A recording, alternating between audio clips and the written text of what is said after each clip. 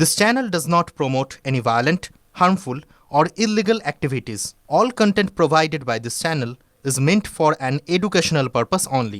নজর রাখবো তিলোত্তমা কাণ্ডের আবহেই হরিশ্চন্দ্রপুরের গ্রামীণ হাসপাতালে তৃণমূলের দাদাগিরি। স্বর্ণালী কল্পনায় সব শাড়ি আসলে একটা গল্প বলে। Celebrate every moment with Adi Mohini Mohan Kanjilal. কর্মরত ডাক্তার এবং নার্সকে হাসপাতালে বেধড়ক মারধরের অভিযোগ এবং অভিযোগ তৃণমূল নেতার বিরুদ্ধে। অভিযোগ অবিনাশ দাস নামে ওই নেতা হাসপাতালে ঢুকে কর্তব্যরত নার্সদের অশ্লীল ভাষায় আক্রমণ করেন। আরো বিস্তারিত জানবো, সহকর্মী শুভতোষ রয়েছেন আমাদের সঙ্গে এই মুহূর্তে। শুভতোষ, দেখুদীপ, শুধু অশ্লীল ভাষায় আক্রমণ নয়, নার্সদেরকে পাশাপাশি সেখানকার যিনি মেডিকেল অফিসার তিনি যখন বিষয়টার মধ্যে ছুটে আসেন বা বাধা দেওয়ার চেষ্টা করেন, তাকে বেধড়ক মারধর করা হয়, তাকে মারধর করা হয় এবং তারপরে আবার তেড়ে গিয়ে সেই নার্স, তাদের মধ্যে একজন সিনিয়র নার্স, তাকে নিগ্রহ করার চেষ্টা করা হয়।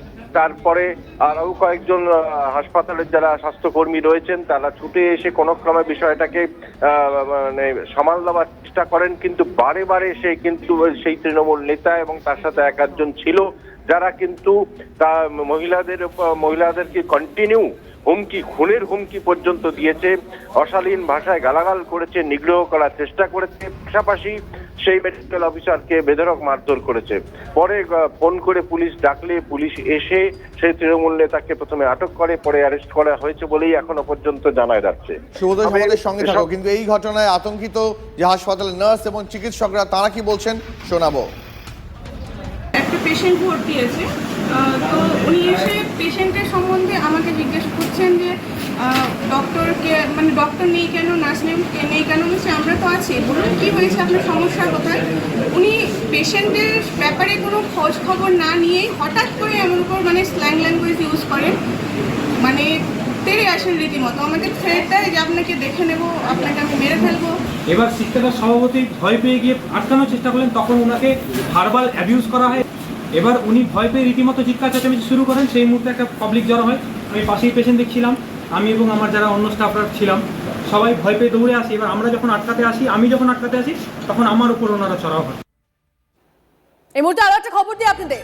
তিলোত্তমার বিচার চেয়ে আন্দোলনে বসা চিকিৎসকদের হুঁশিয়ারি অরূপ চক্রবর্তীর। ডাক্তারি করতে এসেছেন, রাজনীতি করতে নয়। ডাক্তারিটা করুন, বিনা চিকিৎসায় রোগী মৃত্যু হলে জনরোষ তৈরি হবে, আমরা রক্ষা করতে পারবো না। হুঁশিয়ারি তৃণমূল সাংসদের, শুনুন। খবর আছে বাঁকুড়া মেডিকেল কলেজে ডাক্তার বাবুরা ধর্নার নাম করে বেড়াতে যাচ্ছে। আমার কাছে খবর আছে ধর্নার নাম করে বাড়ি চলে যাচ্ছে। ডাক্তারিটা না করে দয়া করে এইসব করবেন না। আপনারা ডাক্তারি করতে এসেছেন, রাজনীতি করতে নয়। আপনারা ডাক্তারিটা করুন। বিনা চিকিৎসায় রোগীরা যদি মারা যেতে শুরু করে আপনাদের বিরুদ্ধে জনরোষ তৈরি হবে। গ্রামের মানুষ দৌড়ে আসবে হাসপাতালে, তখন কিন্তু আমরা রক্ষা করতে পারবো না। মঞ্চে তার বক্তব্য আপনাদেরকে শোনাচ্ছিলাম, কিন্তু শুধু মঞ্চেই তো নয়, কর্মসূচি শেষে বেরিয়ে যাওয়ার সময় সাংসদের মুখে ফের শোনা যায় জনরোষের কথা, শুনুন। ডাক্তারদের উচিত দিনে অনুরোধ করেছি যে দয়া করে আপনারা চিকিৎসাটা করুন, আপনারা প্ররোচনায় পা দেবেন না। জনরোষ হবে যদি হাসপাতালে রোগী মারা যায়, ডাক্তাররা যদি ডাক্তারি না করে অবরোধের নাম করে বাড়ি চলে যায়, যদি বয়ফ্রেন্ড নিয়ে ঘুরতে যায়, তাহলে তো অটোমেটিক হবেই। রোগী যদি বিনা চিকিৎসায় হাসপাতালে মারা যায়, তাহলে মানুষ কি ছেড়ে দেবে গ্রামের মানুষ? তনিষ্ঠ একজন জনপ্রতিনিধি, তিনি একজন প্রকাশ্য মঞ্চ থেকে বলছেন ডাক্তাররা আন্দোলনে যাওয়ার নাম করে বেড়াতে চলে যাচ্ছেন, এবং এরপর যদি রোগীর মৃত্যু হয়, এরপর যদি জনরোষ আছড়ে পড়ে, তাহলে তিনি বাঁচাবেন না। তিলোত্তমার বিচার চেয়ে আন্দোলনে বসা চিকিৎসকদের এই ভাষাতেই হুঁশিয়ারি দিলেন তৃণমূল সাংসদ অরূপ চক্রবর্তী। একদম তাই, তিনি বলছেন ডাক্তারি করতে এসেছেন, রাজনীতি করতে নয়। ডাক্তারিটা করুন, বিনা চিকিৎসায় রোগী মৃত্যু হলে জনরোষ তৈরি হবে। আচ্ছা দীপ, ডাক্তারি করতে এসেছেন, রাজনীতি করতে নয়। কারা রাজনীতি করছে?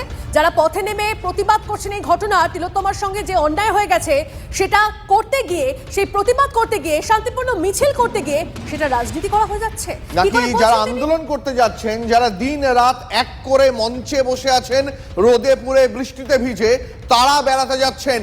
কি বলতে চেয়েছেন তৃণমূল সাংসদ? কাকে হুঁশিয়ারি দিচ্ছেন তৃণমূল সাংসদ? আর এখানে রাজনীতিটা কোথায় সেটাই তো বোঝা যাচ্ছে না দীপ। তারা তো প্রতিবাদ করছেন তিলোত্তমার সঙ্গে যে ঘটনা ঘটেছে, নক্কারজনক ঘটনা, তার প্রতিবাদ।